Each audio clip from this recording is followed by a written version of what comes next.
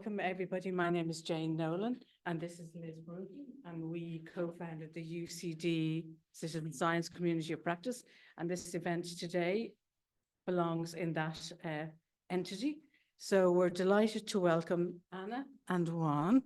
Anna Molter from School of Architecture and School of Biosystems and Food Engineering, and she's the co-PI of the iChange project in Ireland. And Juan Quintero, here beside her, is the research assistant in the iChange project.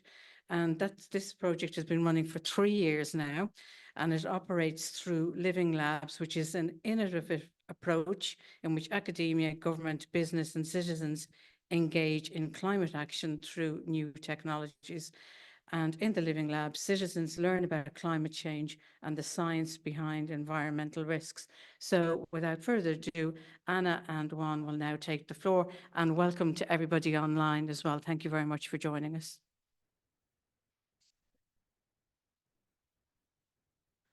This one? Okay. Good afternoon, everyone. So yeah, my name is Anna, and I'm, as Jane said very nicely, I'm the co-PI of the iChange project.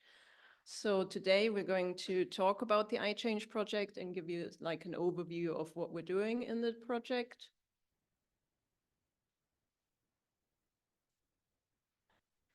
Okay, so the agenda is to introduce you to the project. We're going to talk about some of the Living Lab activities that we have been doing in Dublin, and we will also show a few examples from the other Living Labs within the project.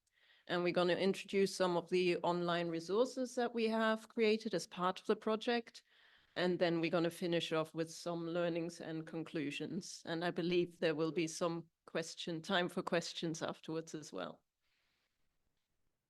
So iChange stands for individual, it's a little bit hard to see here, but individual change of habits needed for the green European transition.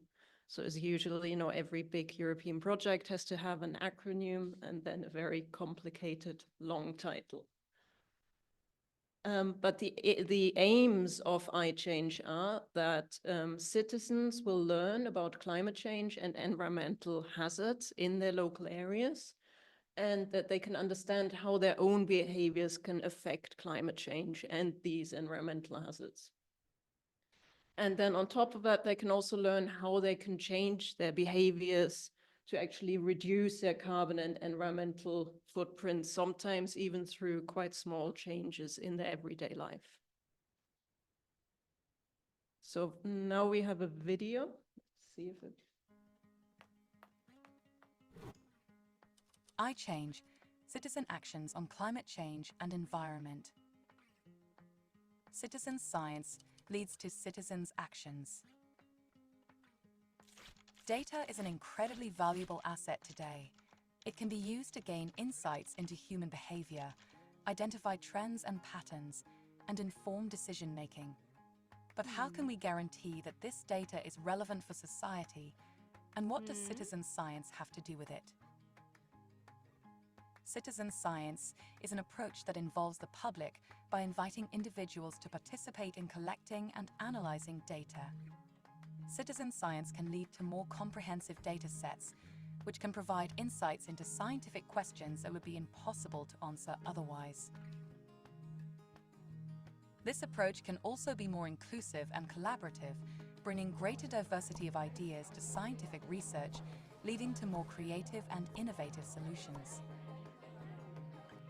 It has been studied that citizen science projects not only raise awareness about environmental problems, but they inspire those involved to take action. This can promote a sense of environmental stewardship and motivates people to make positive changes in their daily lives. Sensors are an essential tool for data collection and an important part of many citizen science projects. They can measure physical, chemical, and biological parameters, allowing for continuous data collection like monitoring weather conditions in a specific area, reporting flooding, and gathering information on temperature and humidity, or collecting data on air pollutants. Citizen science projects can lead to opportunities for individuals to contribute to scientific research targeting their own environment, and to a more inclusive and collaborative scientific research.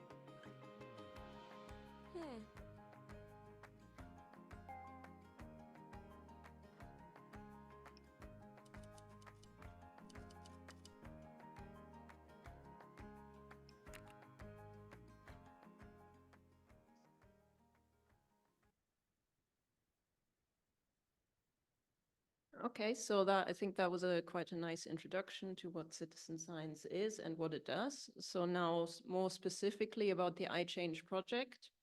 So in iChange, we have 8 living labs, and Jane already provided a very nice definition of what living labs are. So these are communities where we bring citizens and policymakers and other stakeholders like industry and academia together to work on environmental problems, to do some monitoring activities, but also to maybe create some actions and to introduce changes. And in iChange, we have 8 living labs. 6 of them are in Europe. So, you know, it is a Horizon Europe funded project, and 2 are outside of Europe. And what sets iChange apart from a lot of the other European projects is that in these living labs, you're actually monitoring different environmental problems. So we have some living labs, for example, Dublin and Hasselt, where we focus on air pollution and transport.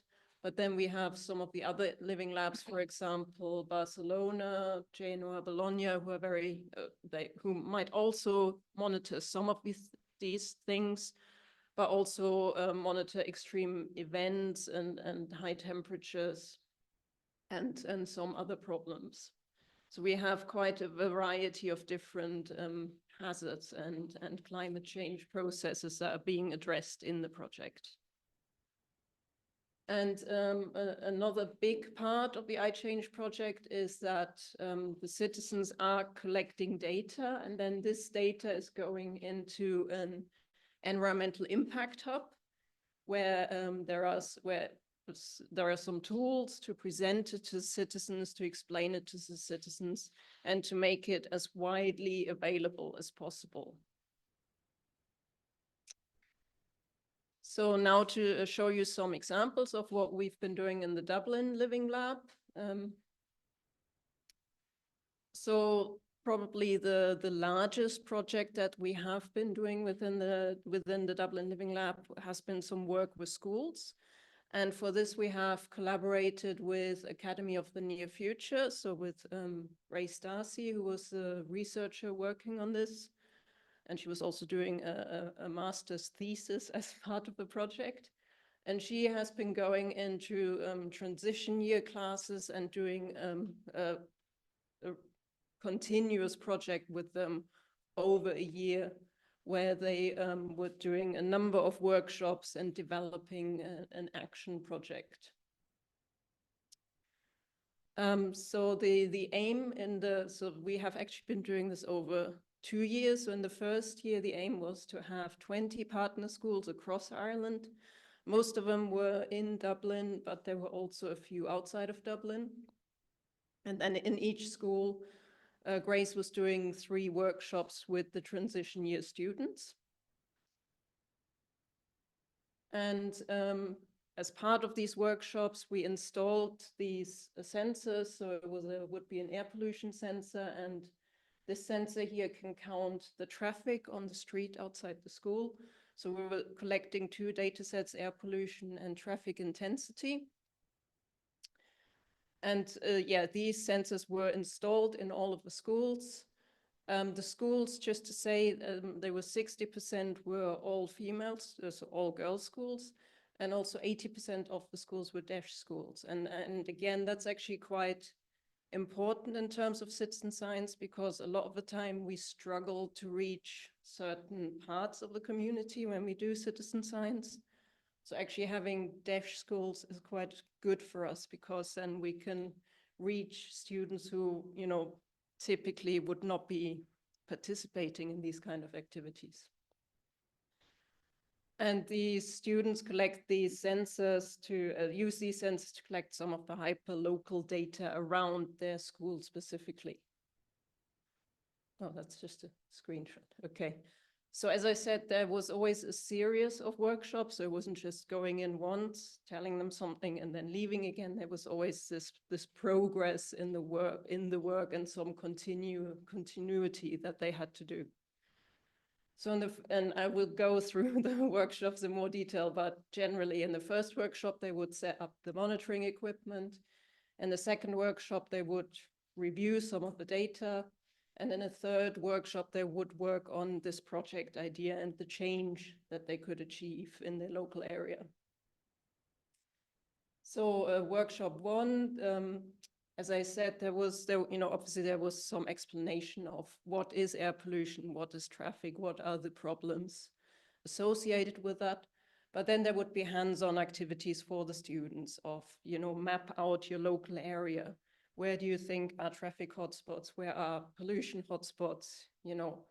Are there any barriers around active travel in your local areas? What could be done here? And as I said, the researchers would be installing the two sensors in the school. And then in the second workshop, they would take some of the data from the sensors and show it to students. So there would be an analytical part here where the students, see it's not just numbers. There could be patterns here. There could be trends. How does the data that we're seeing compare to, the national air quality guidelines that we have, or the World Health Organization guidelines? And also especially when you look at temporal trends, a lot of the times having local knowledge will go a long way because, for example, you could see a peak in air pollution at like 12 o'clock, at noon on a Tuesday. And as researchers, we would be like, well, this is not quite what we expect. But then somebody who lives in the area might say, okay, that's when the waste collection truck goes around and kicks up a lot of dust. So this is why we see this kind of peak. So the local knowledge can be really, really valuable.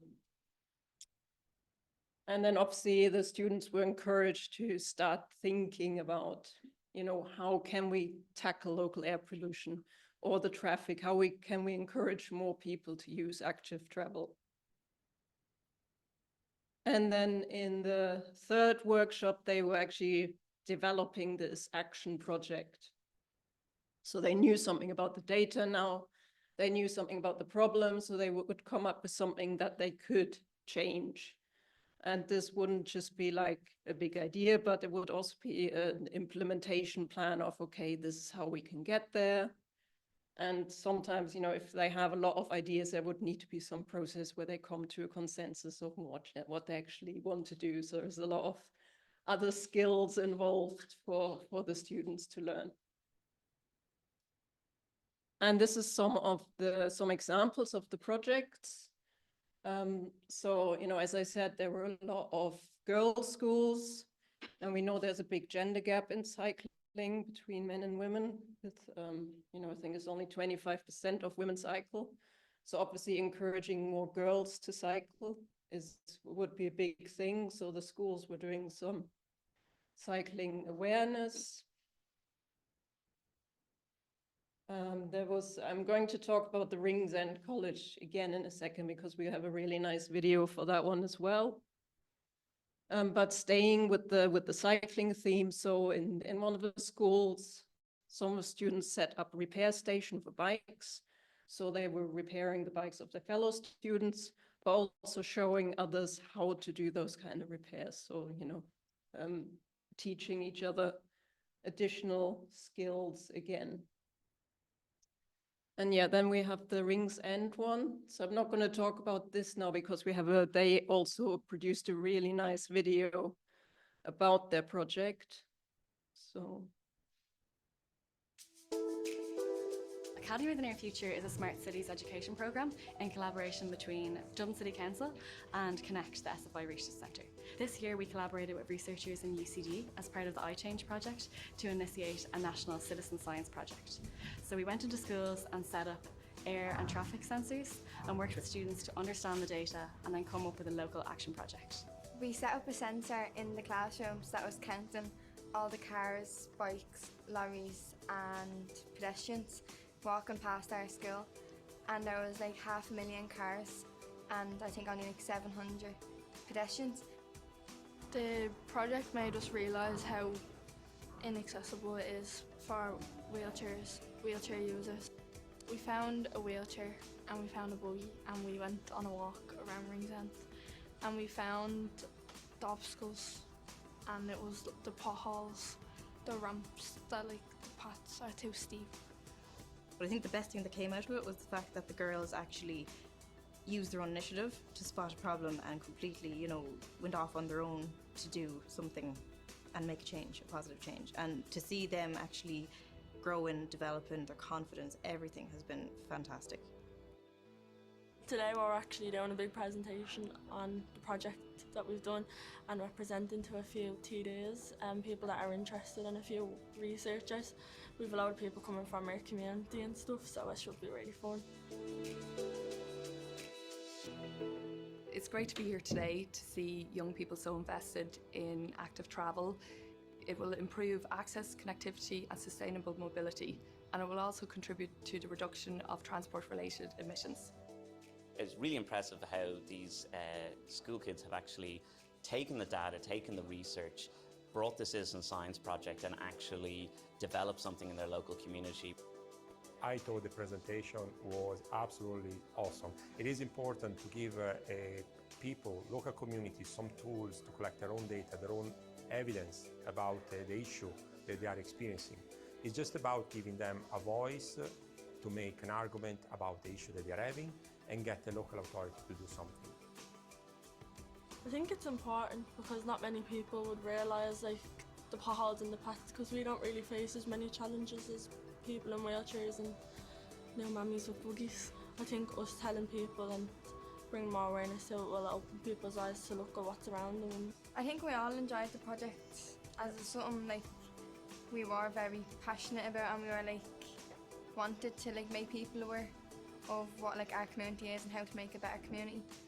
And I think we all enjoyed it and had fun.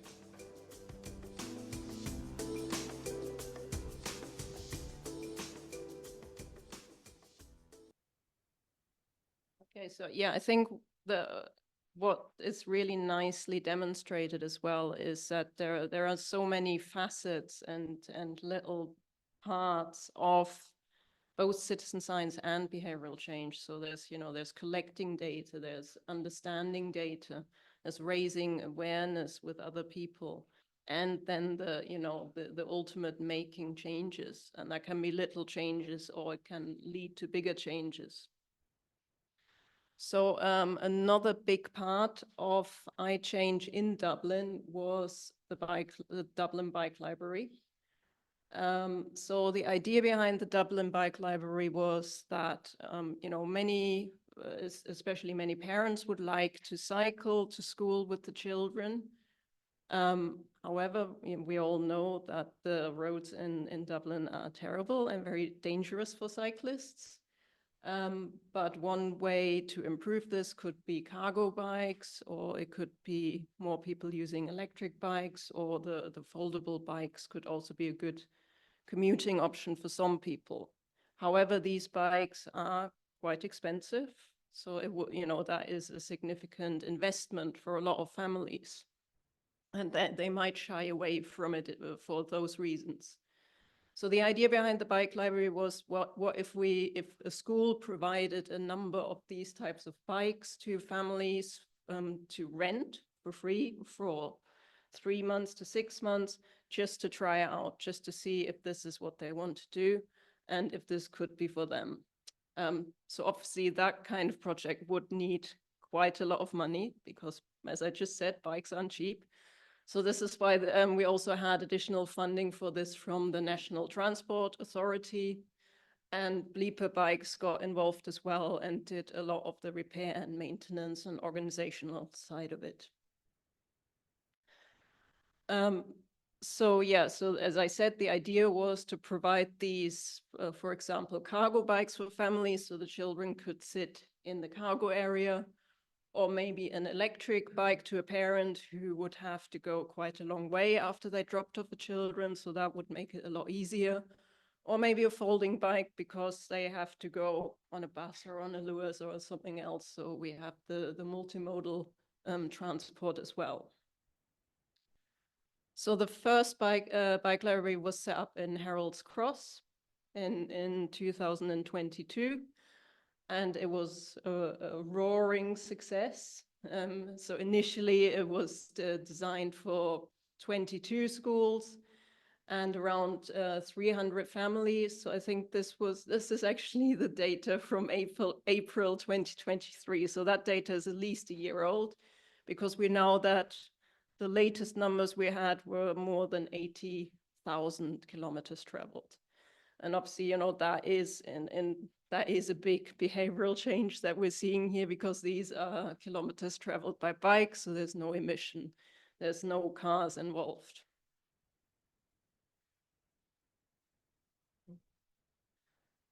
And then the bike library was extended to GAA clubs. So there are now some GAA clubs who also have a bike library.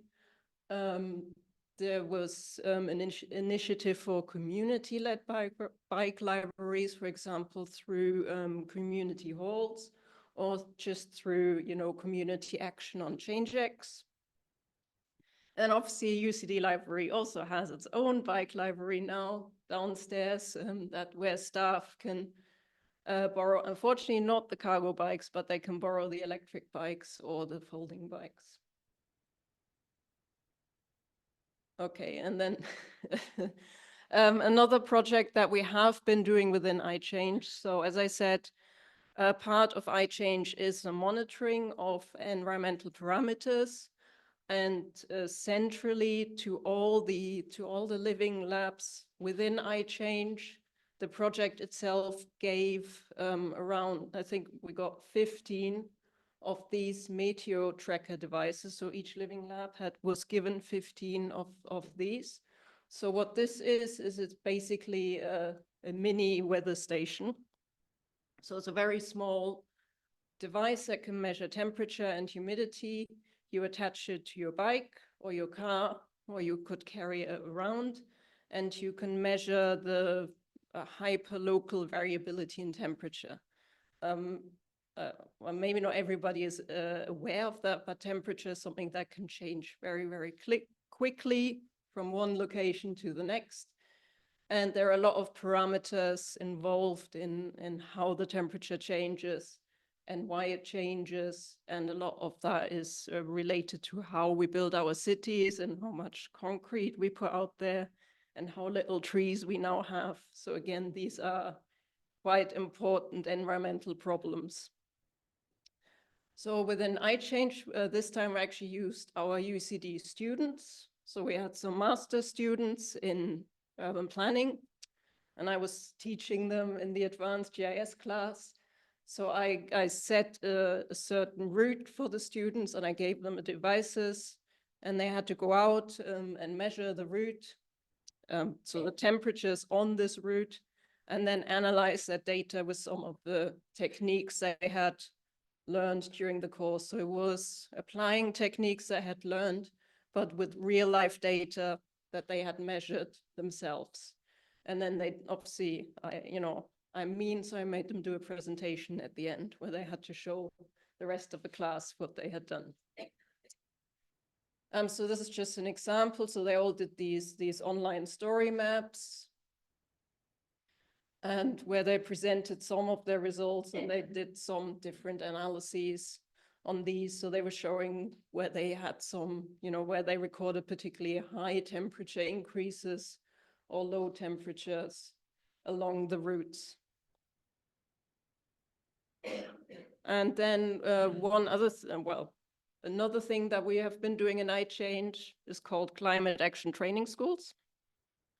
So again, this is a process that all the living labs within iChange are doing, but each living lab has their own approach to this and their own method. So in Dublin, for the climate action training schools, we were going into primary schools, and we wanted to show the children how much air pollution comes out of an idling car. So obviously there were some first steps there where we had to explain to primary children what is an idling car, you know, what this is actually, you know, a stationary car with the engine running. And then to demonstrate it, we were blowing up a balloon, not with an actual car exhaust, you know, we were very safe here. We used an air pump. So we attached this balloon to an air pump and let it run for 10 minutes. And the balloon was getting very big. And the children were getting very excited because they thought it was going to burst. But yeah, they were very, very happy and very ecstatic about it. And it was a nice demonstrator for them to actually visualize the amount of gas that comes out of the exhaust within 10 minutes. And I think now I'm passing it over to Juan. Thank you. I'll just try this. Okay. Okay, so thank you, Anna, and hi, everyone. I will continue just showing some more examples from our LIM lab and also from our LIM labs across Europe. So first, if you remember the student workshops that Anna showed before, we had an event related to these projects this year. So it was in June, this last June.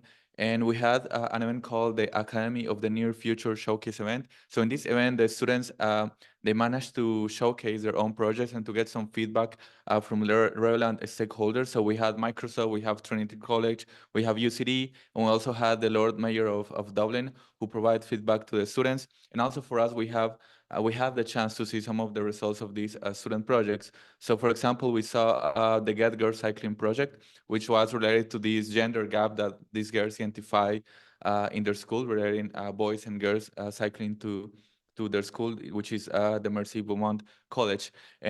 And they implemented a survey to try to understand why girls didn't want to cycle to school. And they also tried to propose some solutions and to raise awareness with the parents and the school staff about this topic. And similarly, another group of students from this Mercy Beaumont school, they also wanted to understand why people don't like to use the Dublin bus. So they also implemented a survey, tried to understand why is it happening and provide some solutions. And similarly, the students that use this TELRAM sensor to monitor or to check the number of cars and cycles and pedestrians on the street, they also propose a solution, which is a geocaching activity to try to get people going more out to the street. So this was a very cool activity. We also had recently the Ice Change Day. So there was a simultaneous activity across the Living Labs. It was also an official EU Green Week partner event. So here in Dublin, we decided to do it actually here in this same classroom, if you see in the picture. And we had some PhD students, researchers, and neighbors that joined our activity. And the aim was to try to record like at a detailed scale, like the urban temperature changes here around the campus, and also to discuss how the different construction materials or the presence or absence of green areas or water bodies can affect the local temperature. But also very important, we also use this to get some feedback about the sensor, because we have direct contact with the company that designed the sensors, and we noticed a lot of problems actually. So we took note of these like problems so we can pass the message to the company.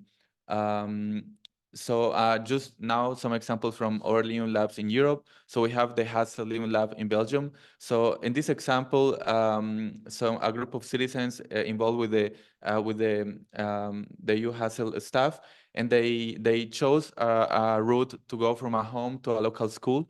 And they install some air pollution monitors, and they also use the meteor tracker sensor that I showed before to try to see how the temperature changes.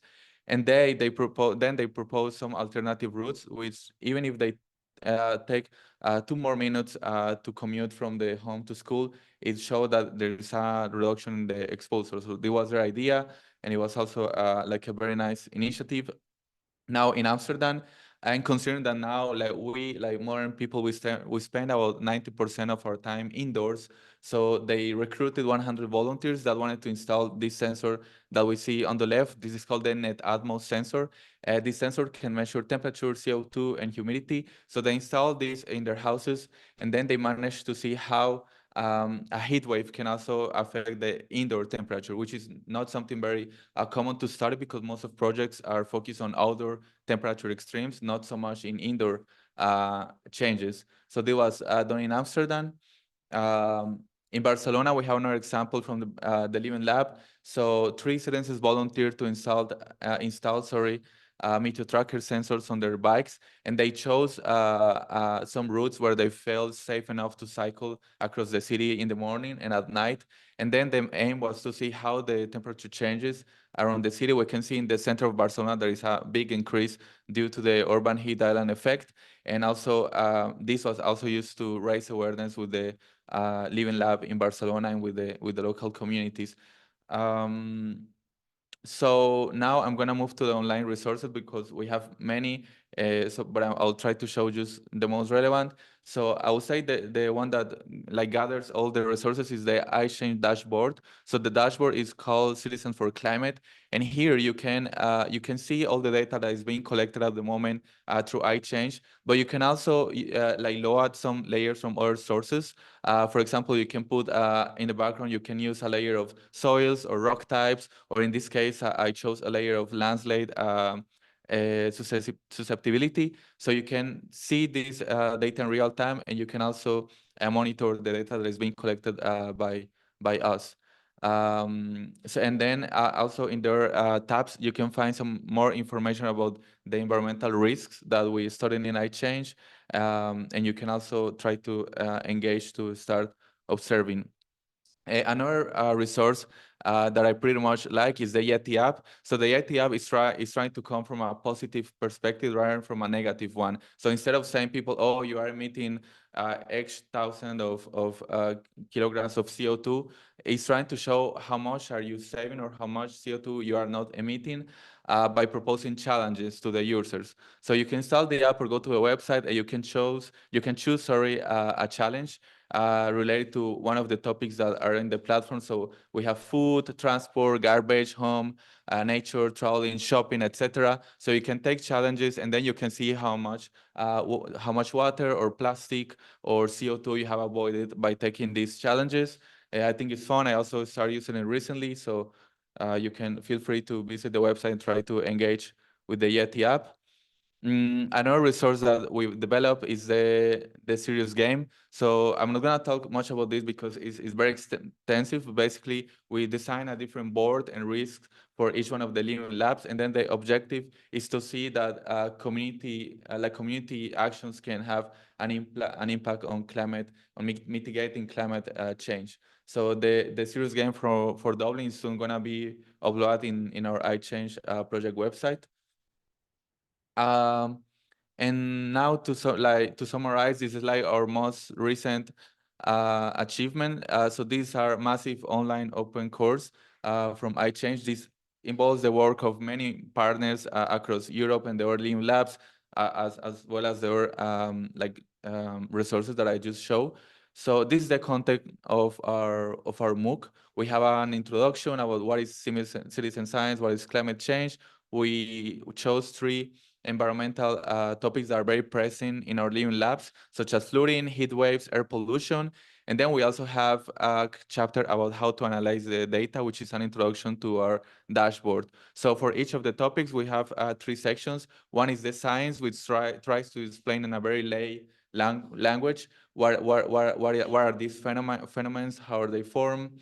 Then we also have a chapter of the action tools, which is which sensors or apps can you use to monitor these environmental parameter. And then we have a section called the change, which is showing general recommendations like our behavioral change that you can adopt, but also some specific examples from our living labs to tackle this problem.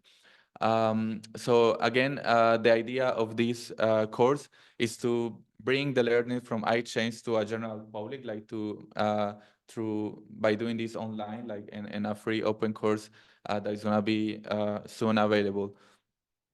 Yeah, so now, oops. Okay, we shall see something here. Here we're supposed to have a picture of a small plant. And I think like why Anna chose this plan is because what we're doing in iChange, I think, is like spreading seeds, and some of these are gonna grow, some others not. But I also wanted like just to maybe start the discussion and the question and answers. Last week we had a dialogue event in which many partners from Europe, like citizens, researchers, and representatives from the local government joined to discuss about citizen science and climate change.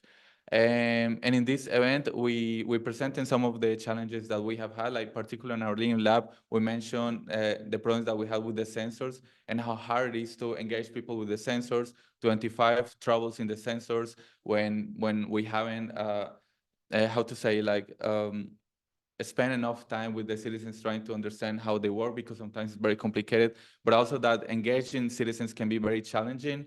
And often it can be unsuccessful, but when it is successful, it can be very rewarding. So we also had some conclusion, some discussion regarding the scope of citizen science and how, even if we have so many like successful stories, it's far from being perfect. It has many limitations, as Anna said, in accessibility.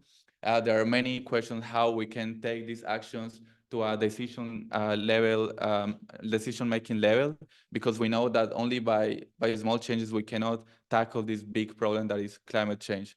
But again, when the engagement is successful, it can be very fruitful.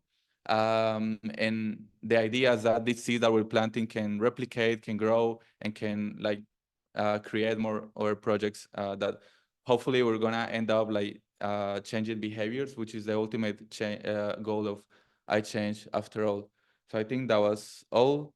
And thank you very much. Thank Liz and Jane for helping us organize this conference. Thanks for your time here online and in person to attend to the event. And please, any questions, comment, feedback, let us know.